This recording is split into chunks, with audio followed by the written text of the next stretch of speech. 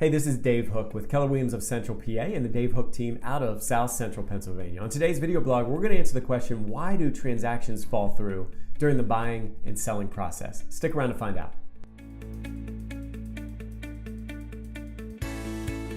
All right, so today we're going to discuss why contracts fall through during the buying and selling process. And we're going to break it down into three main reasons. The first is pre-contract killers. That's right, during negotiations, before the final contract is ratified, even when buyer and seller come to an agreement, sometimes it can still fall through. A primary reason for that might be last-minute financial changes or misunderstandings between the buyer and their loan officer. Maybe the pre-approval or pre-qualification wasn't done as thoroughly as it should have been, and something comes to the surface during those negotiations and the buyer needs to withdraw their contract. The second thing that can happen is cold feet. Especially in a hot market, sometimes buyers can feel pressured by their agent or by themselves to make an offer and then just to regret it the night that they make it, and it might result in withdrawing their offer even if the seller has agreed to it.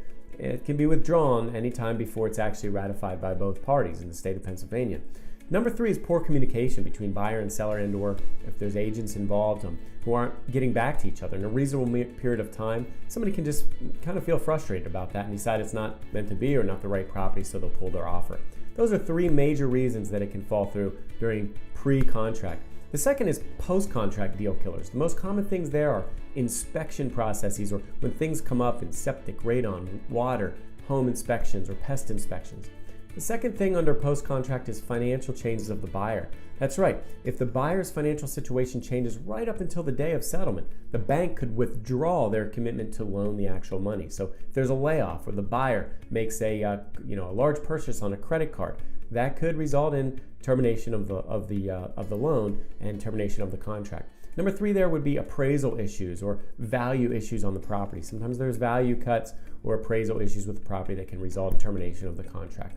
The third major thing is with pre-settlement walkthroughs. So we have pre-contract issues, post-contract issues, and pre-settlement walkthroughs.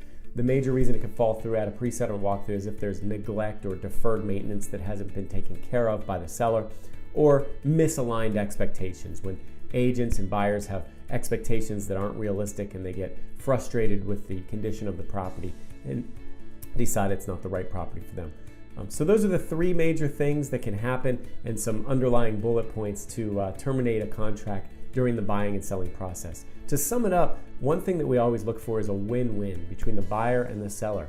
If we have a win-lose, I win and you lose, a lot of times that can bear a burden on the transaction where somebody feels frustrated, and that could put the whole transaction at risk. Or if you win and I lose, again, that can put the transaction at risk for a whole host of reasons. So as long as the agents are working collaboratively together to create a win-win situation for both parties through the transaction, the goal is that we're sitting there at the settlement table, everybody's happy, everybody's goals are met and expectations are exceeded, and that's the best recipe to hold a transaction together from start to finish. Hope this was helpful and you enjoyed the blog. If you have any questions or anything to add or any suggestions of videos that we should do in the future, we'd love to hear from you at the information below. Just reach out and we'll talk to you soon. Thanks again for watching the blog, and take care.